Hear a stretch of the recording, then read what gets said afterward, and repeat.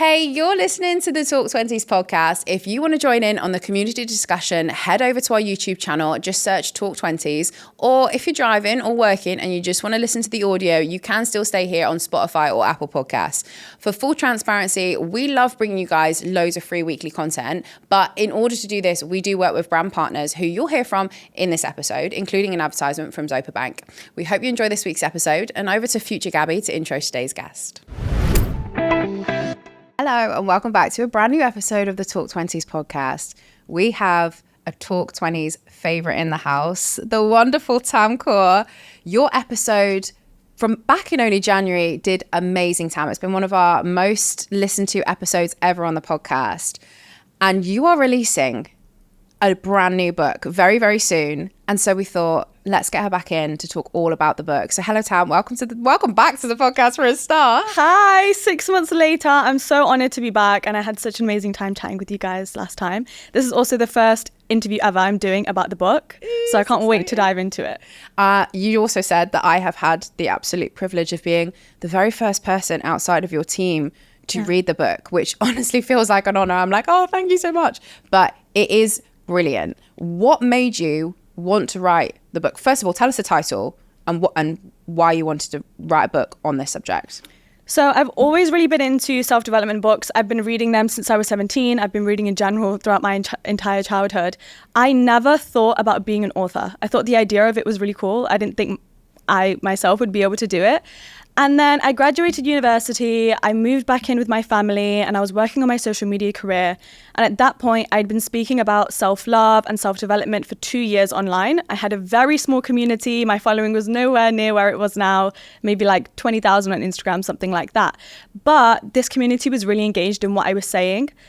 And at that point, I had been on my self-love journey for a good year. And I was trying to look for books to support me in that journey. And I honestly couldn't find anything. There would be books about self-care and about being an independent woman and about growing and getting your career sorted, with maybe a chapter or two about your mindset or about your self-love, but not one book that detailed everything. And so I felt like I was really lost throughout the entire journey. I see so much on social media about self-love this, self-love that. If you don't have self-love, then you don't have this, and you got to do it. And I'm like, tell me how to do it then. And so I really felt like I had to just experiment and teach myself throughout my journey.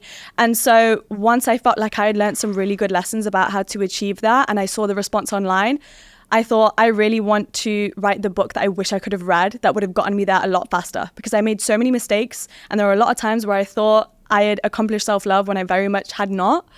And so one day I was literally in my childhood bedroom and I thought, I just want to write an entire guide where any woman in the world can pick it up and her questions will be answered at any point on her journey.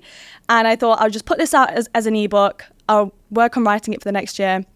And so I got my laptop out, I figured out all of the chapters, every single section there is in the self-love journey, every single problem you're going to encounter, every single question you're going to ask. And around 6 months later, once my following had grown considerably, my managers were pitching me to publishers, and now it's literally a real book. That's going to be sold in stores. Baby. Yeah, it's crazy. No, it is incredible. And you mentioned it in passing when we met 6 months ago, and you're like, I'm working on a book and like this. And how does it feel to obviously like see, because it's been a whole project in itself. Yeah. How does it feel to like see it there on the table in front of us right now and be like, I wrote that? Incredible. I have it on my bookshelf at home, and every single time I walk past it, I'm just like looking at it, smiling, because it feels, I can't even describe it. This was a Word document on my laptop for 2 years, and I was pouring my heart and soul into it, and I wasn't even thinking so much about what it would be like to hold it, because I was so focused on the content in the book and how people are going to feel when they read it, that now knowing it's going to be in their hands in a few weeks is crazy. It's honestly so exciting. We're going to dive into a lot of the things that you can learn from the book. Like, this is going to be a mini, peek inside the book. We're going to talk a lot about what's in there. But first of all, we have a bit of a tradition on the podcast. Building wealth or saving for the future usually comes with busy lives and banking with multiple providers. Staying on top of your finances isn't always easy when your funds and spending are split across different apps with complicated and frequently changing passwords. Knowledge is power, and that's why it's about time you got to know your money with your accounts in one place in the Zopa app.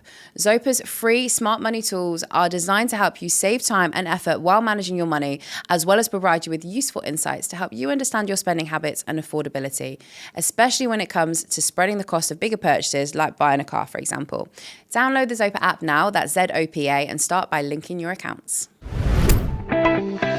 Where we ask our guests to look back 365 days ago, or this time last year, and to show us a picture on their camera roll and give us a bit of an explanation for what you were doing. So you've done this not so long ago, 6 months, but what were you doing this time last year? So August time in 2024.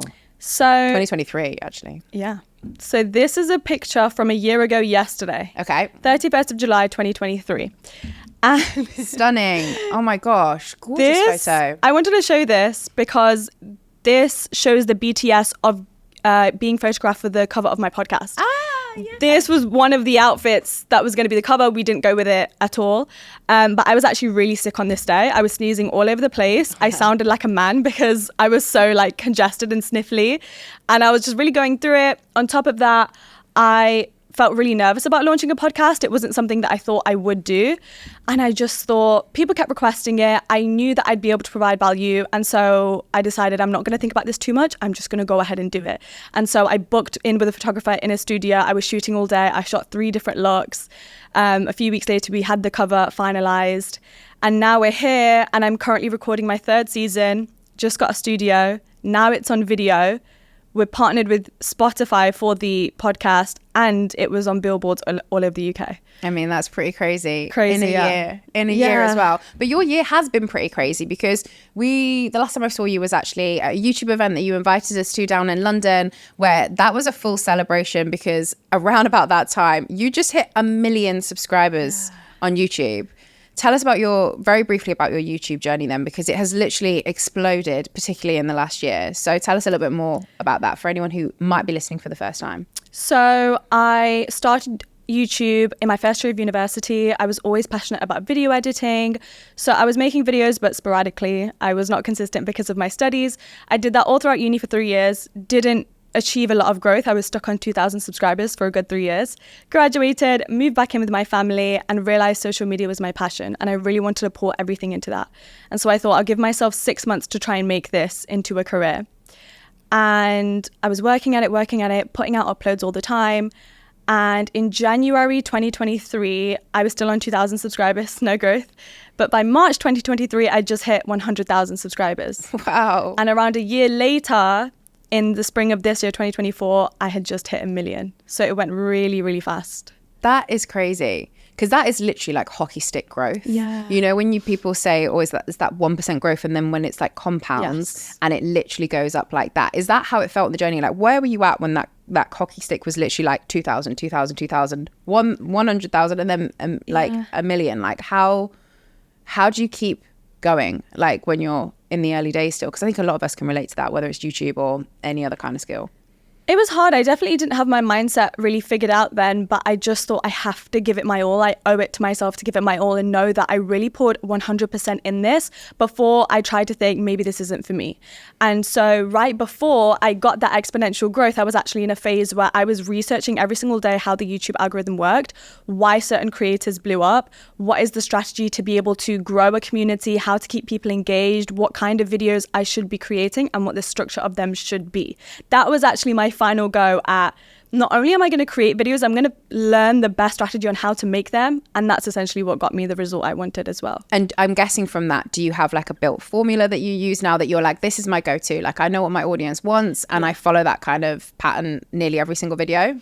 I do. I have been doing that for the last year and a half, and now it's starting to change because I still want to be creative and put new stuff out. And I recently realized following a formula is all well and good and safe, but the reason I got to where I am today and had that exponential growth is because I started thinking outside of the box. Mm-hmm. And so I have to repeat that process more than anything to keep growing.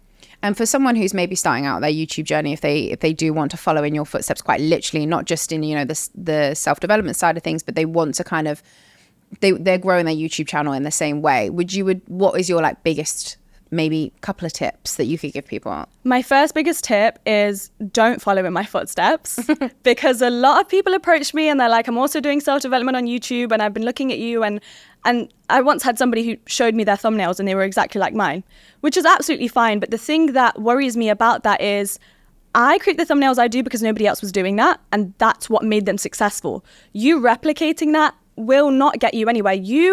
Everybody on this planet has their unique set of talents and creative skills that I could never replicate, and nobody else can do it the way they're going to do it. And you're missing out on so much when you don't tap into that. And I say this because when I was trying to grow and I got no results, I also fell into the very common trap of looking at this person blew up overnight, this person got 1 million followers on TikTok in a week. I'll just try and do what they do. They do get ready with me, so I'm going to do that. You know, outfit videos are popping right now. I'm going to do that. And I went through so many phases of doing all of these different types of content, and it never got me anywhere because it wasn't authentic to me, and I wasn't putting something out there that didn't already exist. You have to treat it like a business and find the gap in the market. That is exactly how I would describe what I did. And so my biggest piece of advice, don't look at what I'm doing. Don't look at what anybody else is doing. You have to see, especially when it's your niche, it's something you're passionate about, whether it be makeup, fashion, self-development. Since I'm passionate about this, what do I feel like isn't already out there? And then how can I fill that?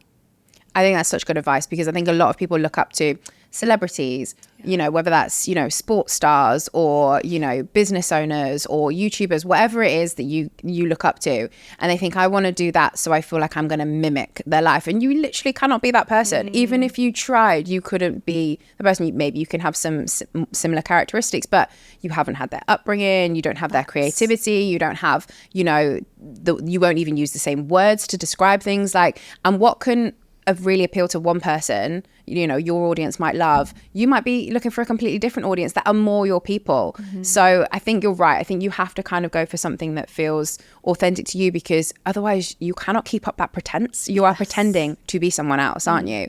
So I think, like you say, like, be as much as you can. I think the only reason I ask is because obviously you mentioned you're looking at a lot of videos of, you know, how other people are growing and stuff like that. How do you factor in looking for inspiration from other people, which you did? Obviously you were like, how do I formulate my videos, where can I get inspiration from, to the point of being like, I'm going to become this person that I'm basically seeing. Do you know what I mean? How did you, when you were watching those videos, you still kept your own identity?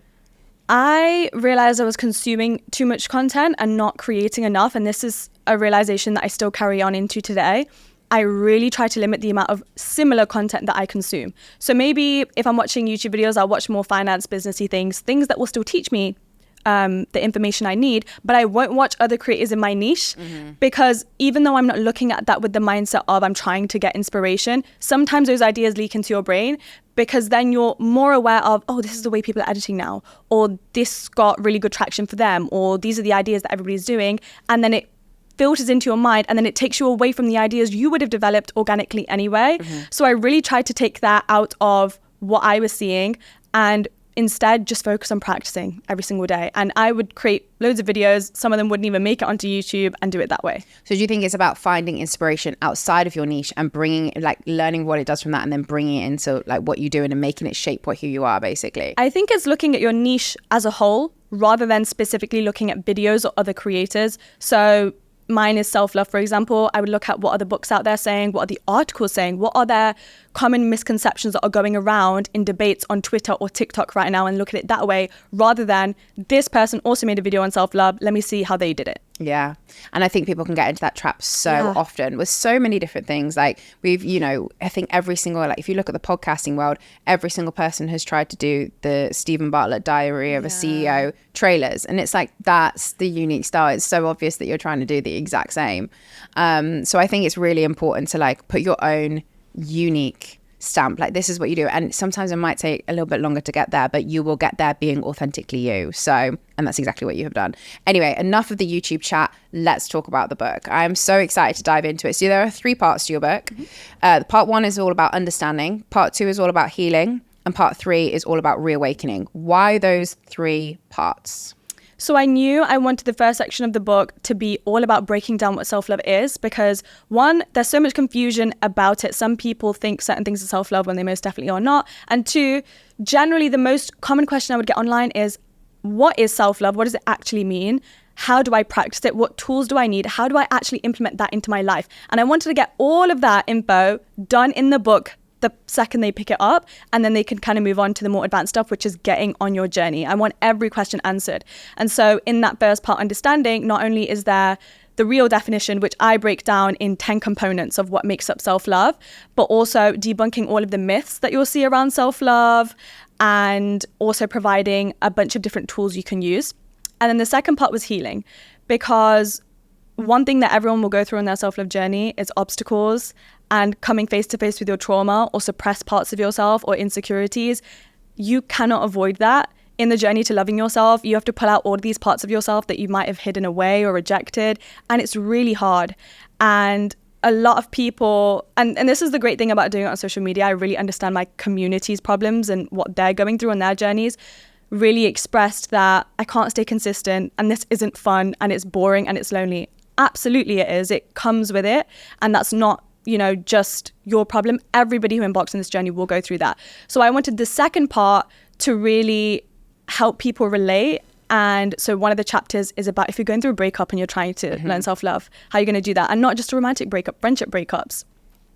Another chapter is about coming face to face with your trauma and learning how to heal that and kind of be your own therapist if you don't have access to therapy. And then lastly, the third part is reawakening. This is my favorite because I felt like this wasn't spoken about enough online, which is once you know what self-love is, maybe you've gone a few years where you've really focused on yourself and you've really honed into what your self-love routine is and you've healed the trauma and you've done all these things. Okay, now you're ready to go back to dating because you've set your standards. Now you're ready to start this new phase of your life. How is self-love still going to be present in the way that you're living? If you're now in a relationship, self-love can't go. It's not a bridge between relationships. If you are now starting new friendships, how are your high standards going to show up? But also, how are you going to show up for yourself in every new phase of your life going forward? Absolutely. And that is such a great analysis. We're going to dive in a little bit deeper to every single one of those chapters. Obviously, we are scratching the surface when it comes to the book, though, because you have so much goodness in there. I think one of the things that I had never really thought about, and it's in part 1 of the book, all about understanding. I've never looked at it this way, but thinking about love languages for yourself. Like we always talk about, this is how you give and how you receive love in the context of other people. I have never once thought about love languages in relation to myself. Can you explain the concept and why you put it in the book? And you're the first person I've ever seen write about it. So tell me about it. I'm so glad. That's literally at the beginning of chapter 1. Because when I was on my self-love journey, and as I said, I couldn't find much information out there, I really had to just sit alone and think, what does self-love mean to me and how would I practice that? And when I was 17, I first came across the concept of love languages to give to other people. And I remember when I used to speak to others about that, at that point, not a lot of people knew about it. I feel like nowadays with podcasts and educational videos, a lot of people know about it.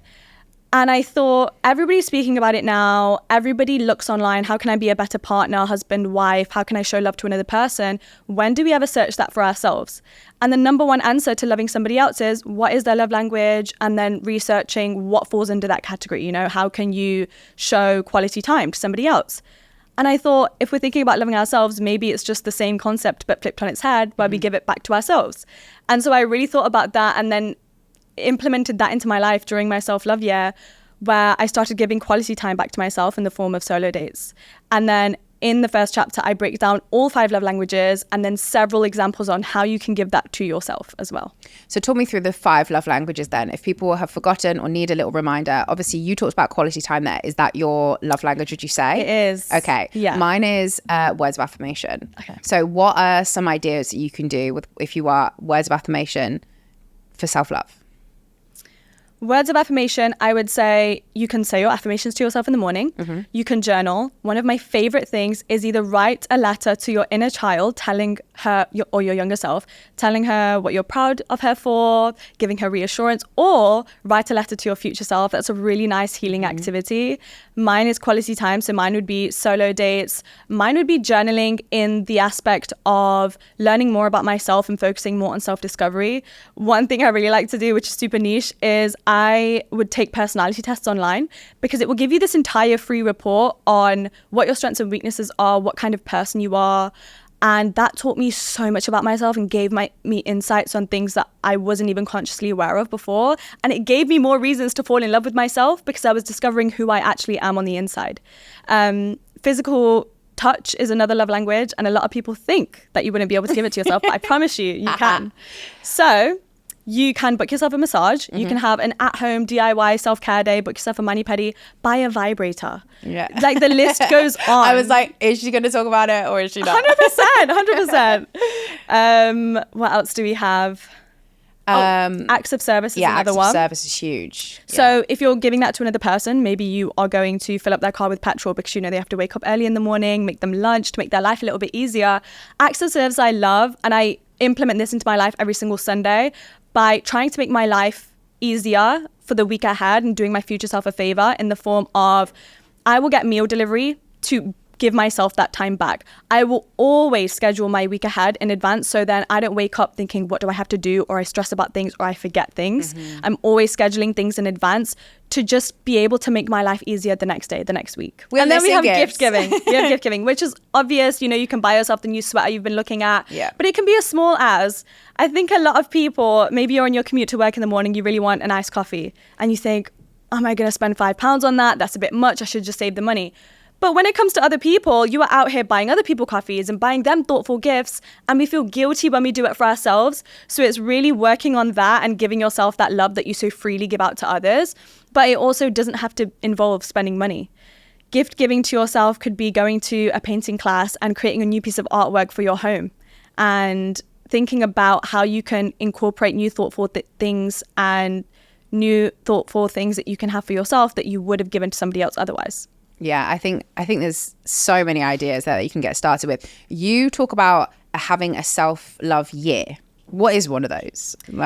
So you don't have to do these. I think self-love goes across your lifetime. Yeah. But my self-love year was where I quit dating for an entire year because everybody has a different issue they'd like to combat when it comes to self-love. Mine was that I was a serial dater. I really relied on validation I was gaining from romantic relationships, and I had an inability to stay alone. So I gave myself a year to spend that time alone, learn how to solo date, learn how to be the love of my own life rather than taking that from somebody else. And I still practice self-love every single day or on a weekly basis, but that year was really honing in on solving my initial problem, which was preventing me from having self-love. I think a lot of people are maybe afraid to show self-love because they worry that it is selfish or, oh my God, I'm a narcissist. Like, you know, that's the impression that they'll have on themselves. Do you think that's the case? Like when people ask you about, you know, narcissism and self-love, what's your response to that? Oh, it frustrates me so much because it's not even about me. I see it a lot on social media. The second that someone is stepping out and they're confident in the way they look and who they are, they understand their value and they speak that with confidence. All of their comments, you are so full of yourself, you're so selfish, it's giving narcissist and this and that. First of all, it frustrates me because as somebody who's actually been through narcissistic abuse, people don't even understand what narcissism is. It's not liking yourself so much, it's an entirely different thing. Two, the number one insult I get online is you're so self-obsessed, which is why I called my podcast that, because I'm like, what else do you want me to be obsessed with, you know? Yeah. And so I included this as well in the first part of the book, what I'm debunking, what does narcissism look like versus what does self-love look like? And I really hope that will put an end to this discussion online, because a narcissist would believe that they're above others, that other people aren't their problem. Someone with self-love would think, I have my high standards in place and I love and appreciate myself a lot, but I also know that I am growing and I'm a work in progress, and I actually need to be self-aware of the mistakes that I make and the areas that I have to improve, so then I can also show up for the people I care about better as well. It's not all about me, but of course you do have to fill your cup first. I think a lot of people, me in particular, like I am rubbish with boundaries for that same reason. I don't want people to think like, you know, like you say, like she's something, that'd be the worst thing. So I just say yes to everything, which is not good, you know. And I know that I can sometimes. I even spoke about it on the podcast we recorded this morning. I can say yes to people who ask me to do things. Oh, would you just, you know, could I just ask a question about, you know, podcasting? I'm starting my own podcast. I'd really like your advice. Yeah, sure. Here's my calendar. Book in some time. And I love helping people. Don't get me wrong. I absolutely love. But sometimes I look back at my week and I've done loads for everyone else. And I don't know where like the week has gone, And I have this to-do list that's as long as my arm, and definitely no time for self-care and stuff like that, because I'm so busy saying yes to other people's demands that I'm not going, okay, like maybe I need some boundaries in place and go, oh, maybe this is something, but I'm actually really busy this next month. And could it wait till next month? Most likely, if they want to start a podcast right now, it probably can't. They probably want to crack on with it. They'll probably forget. But I always think that, like, I just guess I'm a bit of a people pleaser, and then like, oh, I want you to like me so bad. Like, what, for someone who's in that kind of headspace and struggles to put boundaries in place, what are your top tips? I know you've got some great ones in the book. Yeah, so I've got an entire chapter on boundary setting in part 3 of the book. When you're reawakening, you're on this new path with your self-love, because I know it's something that a lot of people struggle with. I am included in that. I used to be such a people pleaser, and I'm also a very non-confrontational person. So the idea of saying no to somebody's face scares me a little bit. Oh God, so and it's scary. Like, if somebody is asking me for something and in my head I'm like, I really don't want to do that. I used to be the person that was like, yeah, sure, I'll do it, because I didn't want to be rude, and I didn't like not want to be polite. So I really felt it was important to give a guideline and kind of an example dialogue of what you actually need to say when you're setting boundaries that makes it not scary. Okay. And I have a little strategy that I use now when I want to take back my time. So let's say your friend has been taking up a lot of your time. They are calling you every single day to talk about their problems.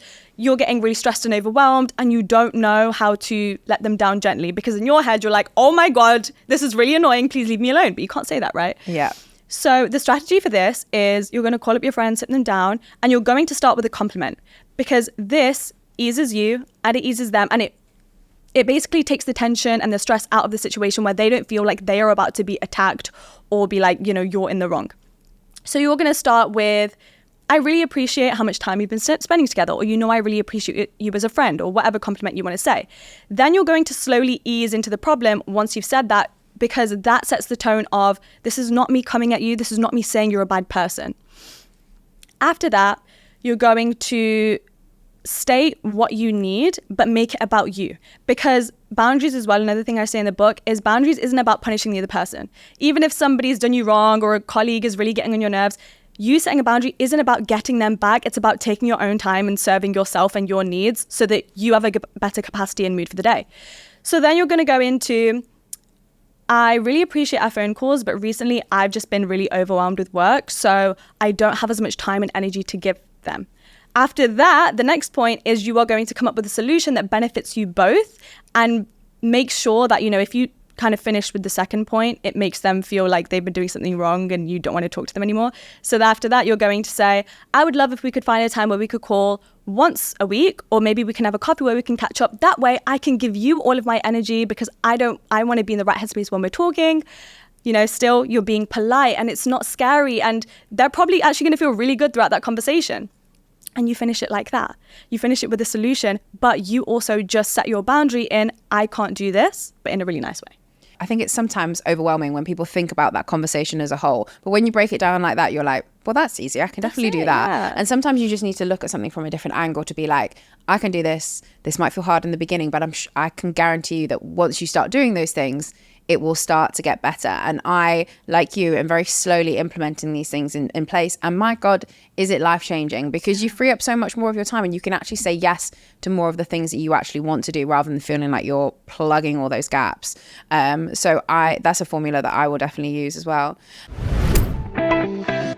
If you're watching the Talk 20s podcast on YouTube, you'll always see that we have these drinks out on the table. They're Riviera iced tea. And I was honestly so excited when they reached out to sponsor the podcast, because I am obsessed, like seriously obsessed with iced tea. If I'm getting a meal deal, I'm getting an iced tea.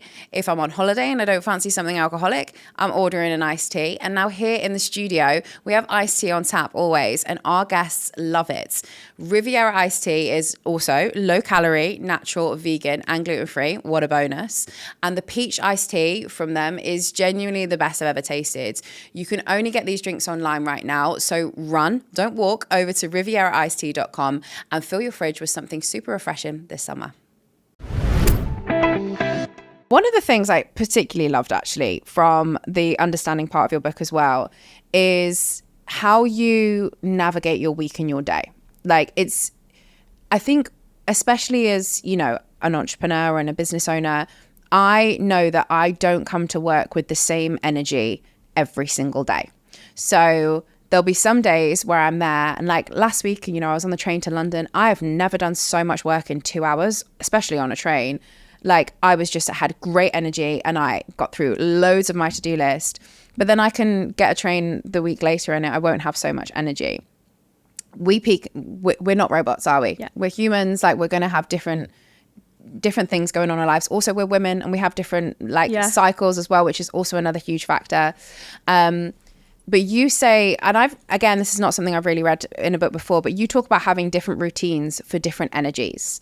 Talk to us a little bit more about that, because I really loved it. I was like, of course, this makes so much sense, but I hadn't really put it out. I think a lot of people wake up and think you've got to do the exact same thing every single day. But talk to me how you frame it in your mind, because I think it's a really interesting angle. Yeah, so this is at the end of the first part when I'm listing out a bunch of different tools that you can use on your self-love journey. One of them being setting different routines for the different energies you have. And this is a super easy way to implement self-love. You know, self-love doesn't have to be blocking out an entire hour of your day to like say your affirmations or journal about what you appreciate about yourself. Is literally the little things of how you approach each natural thing that you have to do in your day anyway. And routines is one of them. Like you said, a lot of us, we're sold this idea of a productive morning routine and we think we have to show up and do that. And if we don't, then we start to feel guilty. We're not productive. We didn't show up for ourselves. We're so lazy. Why can't we just stick to something? Why can't I be consistent? You're not supposed to be consistent in the way that you show up the same way every day, because we're not robots. Consistency, to me, and in a self-loving way, is showing up with whatever capacity you have that day.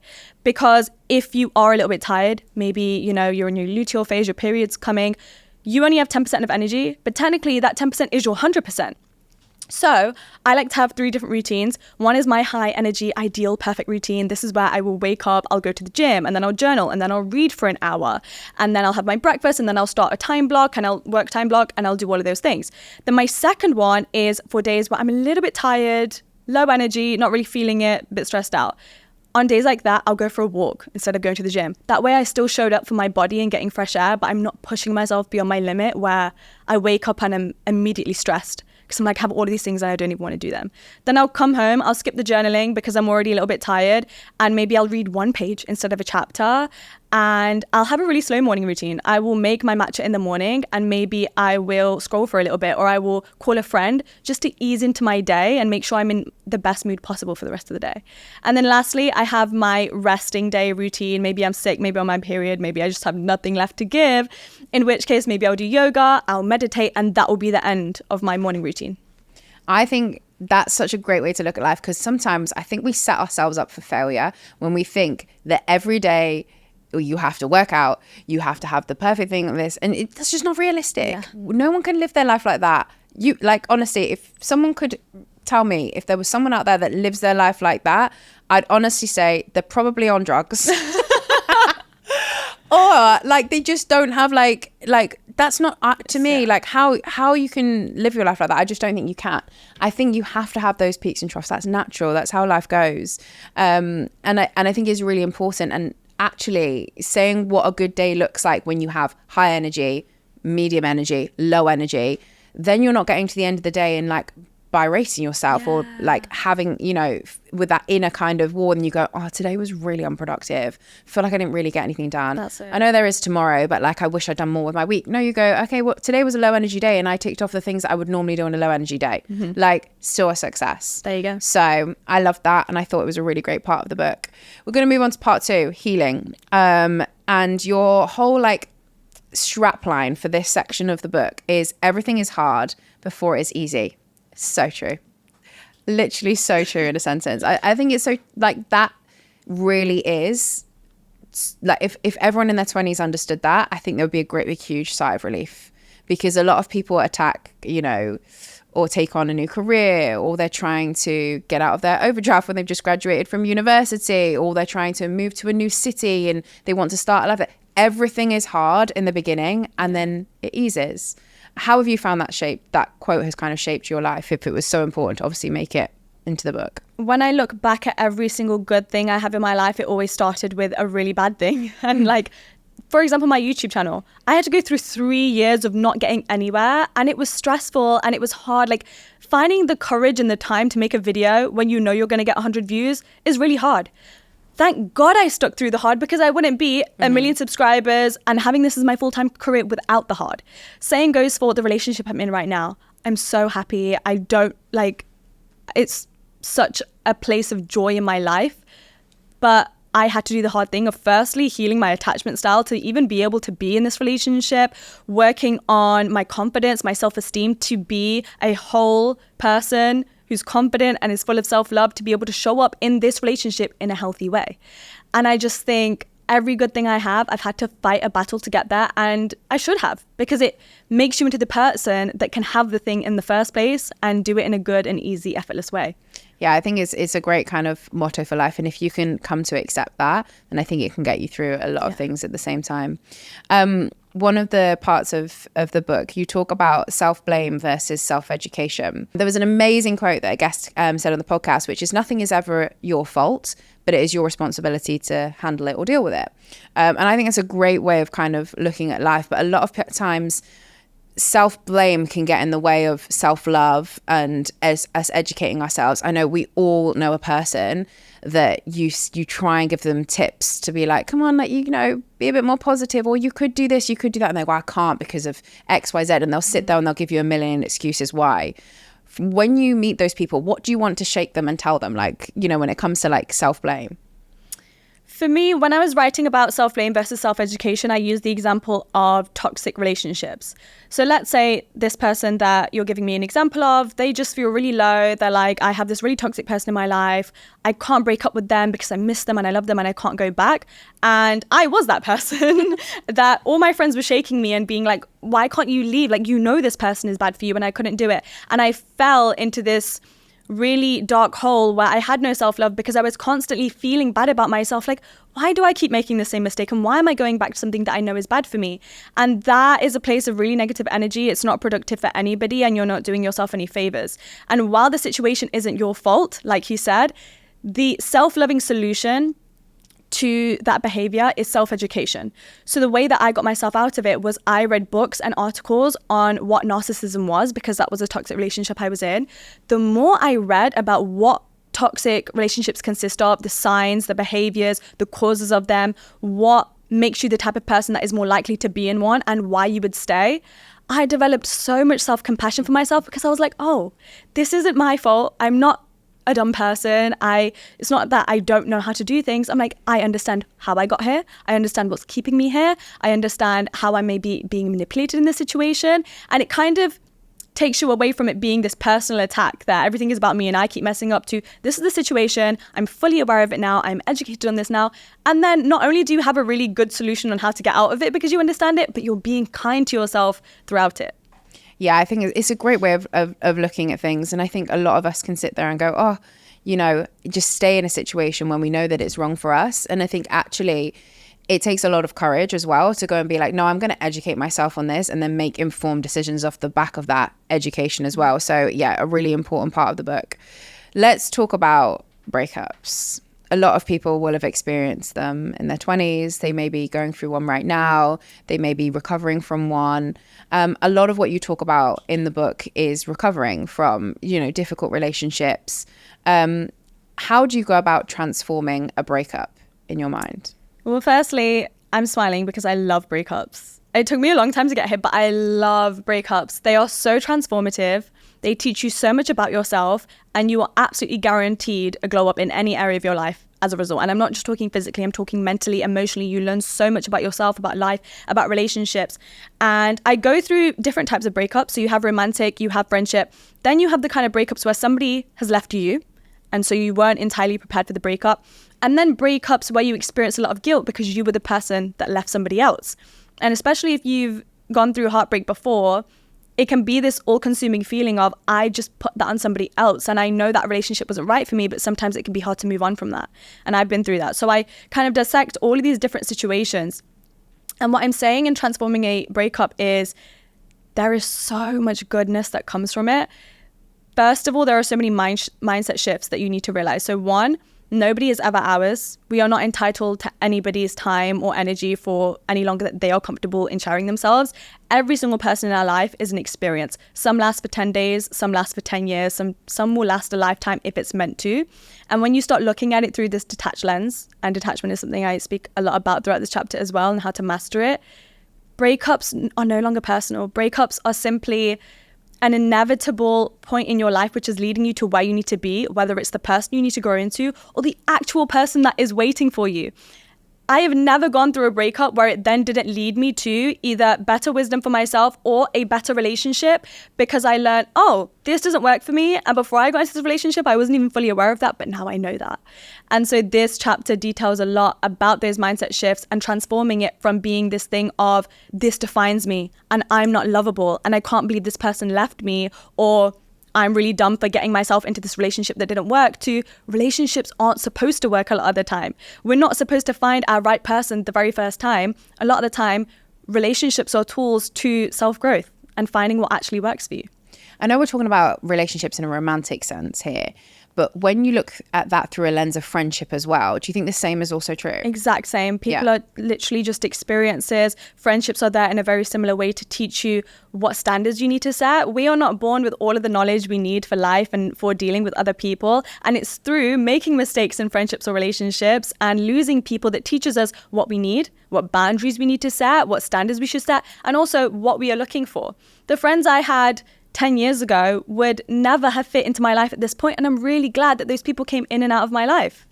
And it kind of sets me up for, I know I'll probably continue losing people and we'll go our separate ways and we'll outgrow each other, and that is inevitable. That doesn't define me or my worth. Yeah, I think it's a difficult thing, friendship. I think it's a topic in the 20s that a lot of people want us to speak about. It's like, how do you make new friends? And how do you also let go of the ones that you just don't feel great around? Have you got any tips in terms of those two things? Mine is really unique. I'm definitely not a friendship expert. I like to have a really, really small circle, but it was something I struggled a lot with throughout my teen years because I was really, really shy and quiet. And then I went to uni and I had a bit of an alter ego and I developed a lot of confidence and I could all of a sudden speak to people and I had really big friendship groups, but then I felt like they didn't really align and I didn't feel fulfilled in them. In my last year of uni, I got back to this place where I was alone a lot of the time. My life revolved around studying and working. And I came to a realization of when it's meant for me, it will find me. And I'm not going to go out there and I'm not going to go looking for it. And I'm also not going to stay in this really limited mindset of why don't I have friends and dig myself into that hole, because it's not pretty. And it's also got nothing to do with you. Sometimes it's just not meant for you in that phase of your life. And you need to look at the things that are showing up that you need to put your focus onto. And this might not work for everyone, but it did for me, which is I focused on becoming the person that I wanted to be, on matching the vibe and the energy of the people that I would want in my life. And they literally found me in the weirdest of situations. Sometimes it was a networking event. Sometimes it was over an Instagram DM. Sometimes it was about being in the right place at the right time. And now I have this circle around me where I never looked for them, but they found me and we're so aligned. We're on a similar path and we have the same mindsets. I think it's really difficult as well, like when you outgrow people, if you are on a self-development journey, self-love journey, when you inevitably outgrow some of the people that you used to spend a lot of time with, I think letting go can also be really difficult at the same time, because you can kind of think like, you know, how we can't have all our conversations seem surface level because you have such a deep way of looking at things, and it's like, how do you actually connect with that person on a deeper level? Have you ever brought anyone into your world where you've gone, I really think this person in my circle would really benefit from like self-development and kind of, can you come into my world? Someone who maybe wasn't, you know, didn't have the same mindset. Do you think you can take someone to grow with you, or do you think they've got to do it themselves? I think it's a completely independent journey. Mm-hmm. And with a lot of things, even with a breakup, I always say, if you are telling your friend and trying to shake them and say this person isn't good for you, if they're not listening to you, it's actually not their fault. They need to learn that lesson by themselves. And the same goes for allowing just anybody into your life.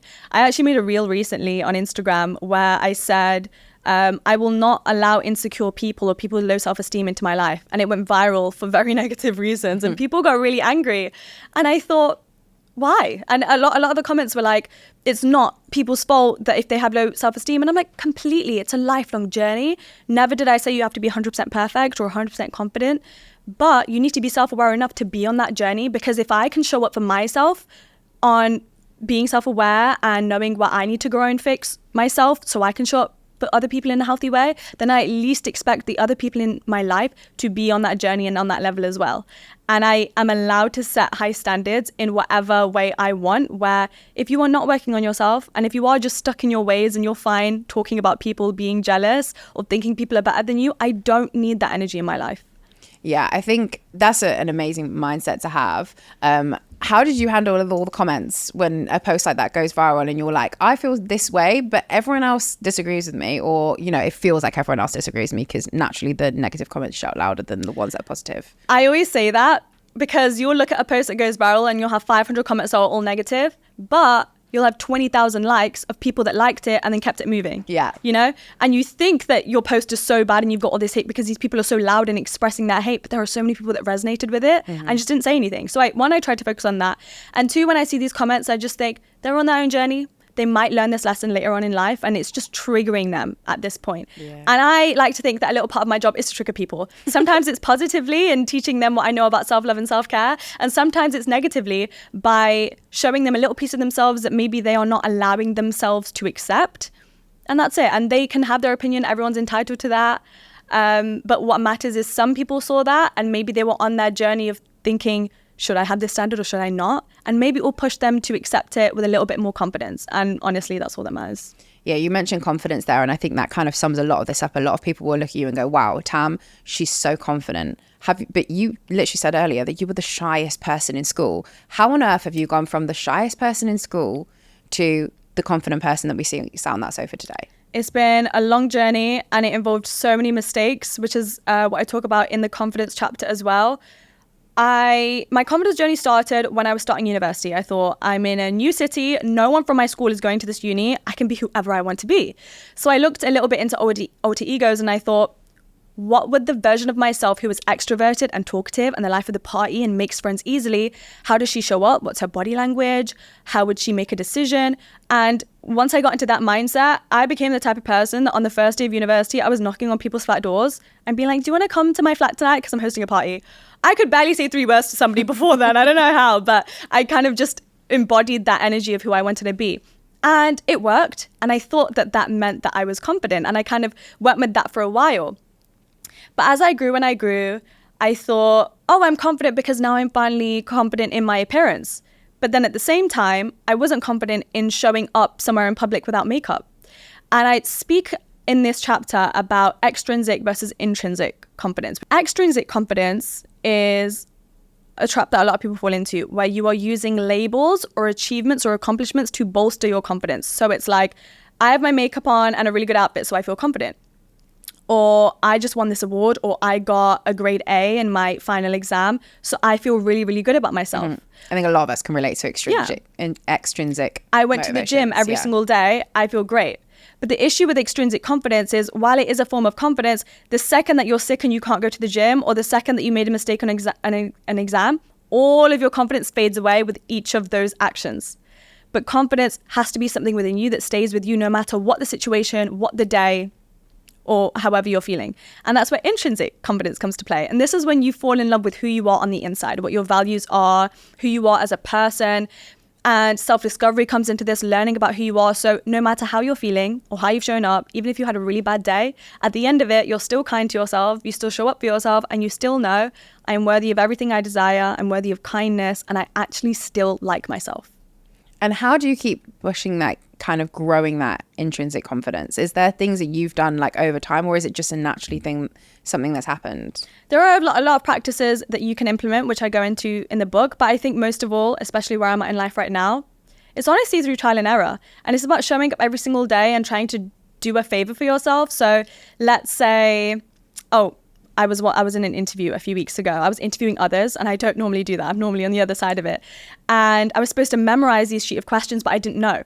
So I was at this interview and I hadn't memorized this thing. They were like, it's fine, just try and say it, no cuts. And it was like 2 paragraphs. I was like, oh my God. What? And it was intense. And there was a panel of people here who were waiting. And obviously I kept stuttering. And then I was saying, so I had to like look at the camera and say what I needed to say. And have they heard of a teleprompter? That would have been very helpful. I walked in and I was like, do you have cue cards? Do you have a teleprompter? They were like, no. And I was like, you didn't tell me that I had to prepare for this. And I was getting really hot and I was feeling really nervous. And I was like, I'm wasting these people's time. I feel bad about myself a little bit because this isn't professional of me and I like to show up to everything really prepared. And I walked out feeling exhausted. It took me 12 tries to get it right, meaning everybody in that room, there must have been 10 people in that room that watched me just stumble over my words constantly. And I just felt like a failure. And I walked out of there and I thought, but I gave it my best shot. And today just taught me a lesson of now what questions to ask next time when I'm showing up to this, how much I need to prepare and how I would approach this in the future. If anything, this bad experience just taught me so much about myself, gave me so much wisdom on how to move forward in my career. How could I be angry at myself? Why am I supposed to be this perfect individual that isn't allowed to make any mistakes? And if I do, all of a sudden, I deserve a slap on the wrist and I have to be punished and feel guilty about myself all day. I can take the lesson and move on. And that was an example of something that was already happening in my day, but I switched the narrative and the self-talk that I paired with that. Well, I could have so easily thought, I'm so bad at this. I feel so embarrassed. What do these people think about me? That's not even going to be in my conscience.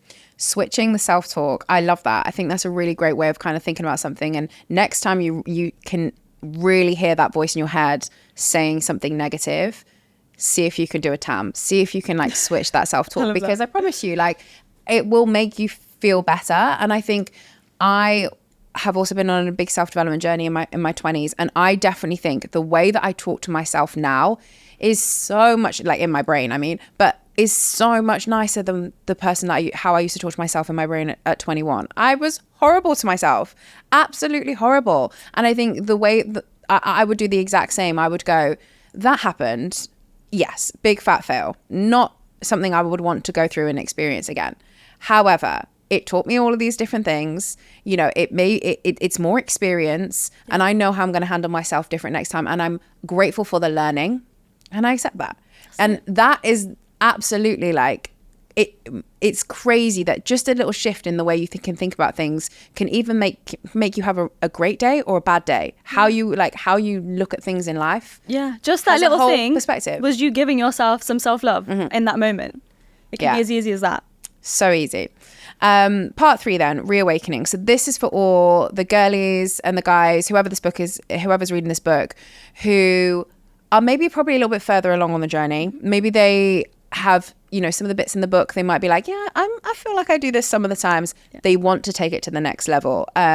So how do we start dating with self-love? This is my favorite chapter in the third part, because after I had finished my self-love year and I was so comfortable on my own, when I got back into dating, all of these other issues came up, but I was like, wait, but I thought I was healed and I was fine. And I wasn't, because you continue to learn yourself and you have so many more opportunities for self-love in new situations you find yourself in. It isn't like one event that you start and then finish. It goes all throughout your life. Like, I know I'm going to be 84 and still have situations where I'm like, oh, like that's an opportunity to love myself. It's an ongoing journey. I'll be on solo dates and everything.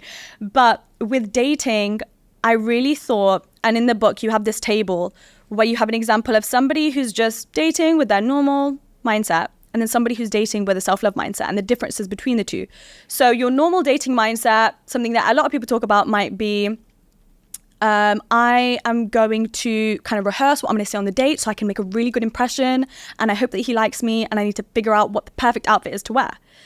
There's not a lot wrong with that. That you'll see that in the movies. That's how people approach dates. A person with a self-love mindset, there's no trying to anything. There's no trying to make a good impression. And that's something that a lot of people think they need to do. But it's like, I'm just going to be myself. And either this situation is going to serve me and align with me and it will progress into the next stage. And if it doesn't, that isn't personal to me. That doesn't mean there's something wrong with me, or I didn't get the guy, or the guy didn't like me. We just simply weren't meant for each other and our energies didn't align.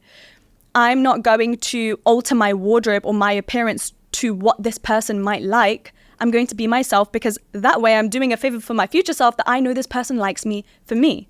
And them not liking me is actually just saving my own time, because now I know that that's one less person that wasn't going to align with me in the end, where I wasn't worrying for months and months if they did. You know, you kind of like nip that situation in the bud and then you carry on as normal. I think it's really hard when people are dating, especially I think when you come from like dating apps and stuff like that. There's an expectation, like we've chatted, you know, we think we've got a lot in common. I really want him to like me or her to like me. I really, really want that to be the case. I'm going to do everything that I can to try and make them like me. And I think it's really important, like you say, to kind of get into that mindset of, you know, actually like it doesn't matter. But like a lot of people I think get so caught up in the it means something, like it means something about me, or it means something. And you can see that it's so damaging to people when they're approaching these things, because it's why a lot of people get into relationships that don't end up working, because it kind of feels forced, and they're like, well, I had to, again, I'm keeping up this pretense, just like we were talking about the YouTube channel beforehand. I'm pretending to be someone that they like, and then, oh, the real me comes out and I don't feel comfortable. They're like, who the heck is this? Yeah. And it's just like, how can you have a relationship like that? It's basically based on lies. Yeah. So I completely agree. And I think it's a really important thing. One of the lines you say in the book is, you are the love of your own life. Why was that so key? I think that really kind of sums up the whole book, to be honest. Because throughout my entire life, weirdly, from when I was like 6 or 7, I couldn't wait to have a boyfriend. I feel like my entire life was leading me up until this point, but I really liked the idea of romantic relationships, and I couldn't wait to find this perfect person. And in a way, I don't blame my younger self for thinking that, because back then, the only animated movies were always about a princess being saved by her prince. And every movie I watched was like, the woman doesn't get her happy ending from her already fulfilling independent life with a great career until the guy comes in at the end to save her. And that's all I was consuming. And there's so much messaging about, you need to have somebody for Valentine's Day, you need to have somebody for this, and you can't turn up somewhere without a date, like to a wedding. And it's like, no, you are the love of your own life. I always say nobody has a valid opinion of you, because every perception that people have of you, even your parents, even your siblings, is based off of their own life experiences and beliefs and insecurities naturally. That's normal for everyone. The only person that's ever going to have a valid opinion of you is you, because you're the only person that's experienced every single thought in your head, every single experience in your life, every single memory. How beautiful is that you know yourself inside and out? No one out here can ever tell you who you are or not, or make judgments about you, because they're never actually about you. And I think the quicker that you realize you are the love of your own life, and you already have everything you need in your toolkit to find the happiness and find the fulfillment and be able to create that joy, the easier your life will be. And I think we are so easily stuck in this trap of trying to go to all of these places to find it, whether it be in achievements or other people, but it was always already within yourself. And that's really what the book is trying to convey. Absolutely. I'm not even sure we've mentioned the title of the book. It's been here on the table in front of us. If people are watching on YouTube, you'll have been able to see it. Tell us the title of the book, where we can get it, when the release date is. Give us all the information. The book is called Buy Yourself the Damn Flowers. It's available to order worldwide on Amazon, and it's also available in bookstores all over the UK in Waterstones. And the reason that it's called Buy Yourself the Damn Flowers is because buying myself flowers was the first self-loving act I ever did, and it was so central to my entire self-loving journey, where it's like I was always waiting for a boyfriend to buy me flowers, and they did, and it made me feel great. And then when I found myself on my first single Valentine's Day, or when I was going through my weeks and I wasn't having these romantic acts, I felt really bored and like I wanted to go back to relationships. So I thought, let me be my own boyfriend. And the first thing I did was buy myself flowers, and I was like, wow, and it made me feel so great. And I always spoke about it online, and so many women sent me pictures of the flowers they bought for themselves. And so naming the book that was just the easiest decision. It made a whole lot of sense. Wow, Tam, thank you so much. And another incredible podcast. I loved the first one with you. We chatted about so much then, but I feel like we've covered so much that is in this book. Honestly, I've had the pleasure to read it, and I think it's brilliant for whatever stage, whatever your life circumstance right now. You can take some words of wisdom from this book. So I know it will do well anyway, but I really do recommend you guys give it a read if this is something that you've enjoyed listening to, because this is just like scratching the surface of what is actually in the book. But thank you so much for your time. I mean, we love having you on the podcast. And we asked you this question back in January, actually, when you came on the podcast the first time round. I don't know if you remember your answer to it. You don't? Okay. No. Well, let's see if you have a different one now. But if you could look back at 20-year-old Tam and you could give her just one piece of advice. You give out so much advice all the time, but she's here in ghost format, she's sat on the end of the sofa, and you can give her one piece of advice that would see her through her 20s. What would you want to say to her? When I was 20, I was in the middle of university, and I remember what phase of my life I was in. And so the number one piece of advice I would say would be to stop trying to rub elbows with everybody. Stop trying to be where everybody else is, trying to be cool, trying to be the girl with the most friends. I know that that's normalized, especially when you're in an environment like university. And I definitely fell into that. And I got what I thought I wanted, or what I thought looked right for somebody that was 20 years old, going to all the parties and having all the friends.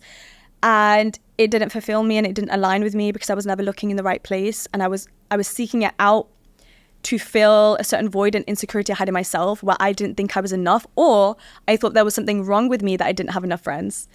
And I really wish she realized earlier that the more time and energy you pour into learning about who you are, the easier it is going to be to find that community you're seeking, because you'll automatically align and find the people that are actually meant for you.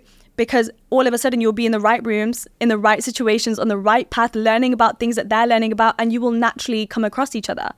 Trying to fit in with other people was the worst mistake I ever made. And the second I broke out of that, I finally got my dream life because I was being true to myself.